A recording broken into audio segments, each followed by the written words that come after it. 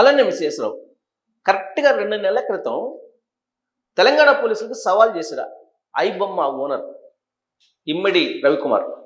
Scene cut చేస్తే arrest చేస్తే జైల్లో ఉన్నట్టు పోయి. అందుకే పోలీసులతో పెట్టుకోవద్దు ఎప్పుడు. పోలీసులకే సవాల్ చేశాడు, మీరు ఏం చేసుకుంటారో చేసుకోండి, మీ జాతకాలన్నీ నా చేతిలో ఉన్నాయి, అనేక మంది జాతకాలు నా చేతిలో ఉన్నాయి, వాళ్ళన్నీ బయట పెట్టేస్తానని చెప్పి ఒక ప్రెస్ నోట్ రిలీజ్ చేశారు. అప్పుడు సివి ఆనంద్కి సజ్జనార్ గారికే ఆయన ఒక సవాల్ చేశారు.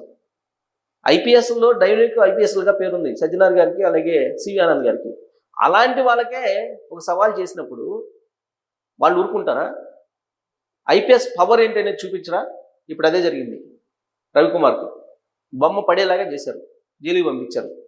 విచారిస్తే సుమారుగా 26,000 సినిమాలు అతని వెబ్సైట్లో అప్లోడ్ చేయండి, అవైలబిలిటీ ఉంది. 26,000. ఇవి కాకుండా దాదాపు 50 లక్షల మందికి సంబంధించినటువంటి వివరాలు ఉన్నాయి.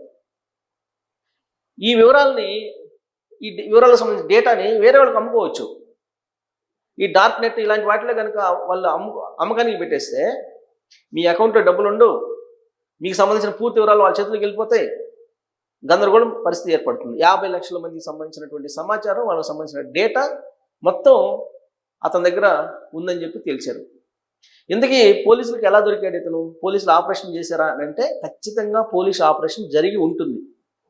గత కొంతకాలంగా ఆయనకి ఆయన భార్యకి మధ్యలో విడాకుల ఇష్యూ నడుస్తుంది. ఫైనల్గా ఆయన కోర్టుకు రావాల్సి వచ్చింది.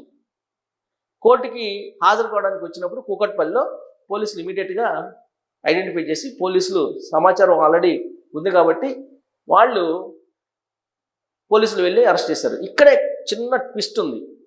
ఎందుకనంటే ఇతను ఇమ్మడి రవికుమార్ రావటం ఆయన సతీమణి తెలుసు కాబట్టి ఆయన సతీమణే పోలీసులకి సమాచారం ఇచ్చింది, పోలీసులు వీళ్ళు అరెస్ట్ చేశారు అని చెప్పేసి చెప్తున్నారు. కానీ పోలీసులు సజ్జనార్ గారు ఇతన్ని అరెస్ట్ చేసిన తర్వాత ప్రెస్ మీట్ పెట్టారు. ఆ ప్రెస్ మీట్లో ఎవరు మాకు సమాచారం ఇవ్వలేదు, మేమే అరెస్ట్ చేసాము అతన్ని అని చెప్పి చెప్తున్నారు. సరే, పోలీసులు అరెస్ట్ చేశారా లేదంటే రవికుమార్ భార్య సమాచారం ఇస్తే పోలీసులు వీళ్ళు అరెస్ట్ చేశారా అనేది మాత్రం కొంత అస్పష్టత ఉంది. అల్టిమేట్గా ఏంటంటే ఐబొమ్మ రవికుమార్ గత కొన్ని సంవత్సరాలుగా సినిమా ఇండస్ట్రీని ఊగిస్తున్నాడు, వణికిస్తున్నాడు. ఎందుకంటే పైరసీ, సినిమా రిలీజ్ కాకుండానే ఈయన ఐబొమ్మలో వచ్చేస్తాయి, సినిమా రిలీజ్ కాకుండానే కొన్ని.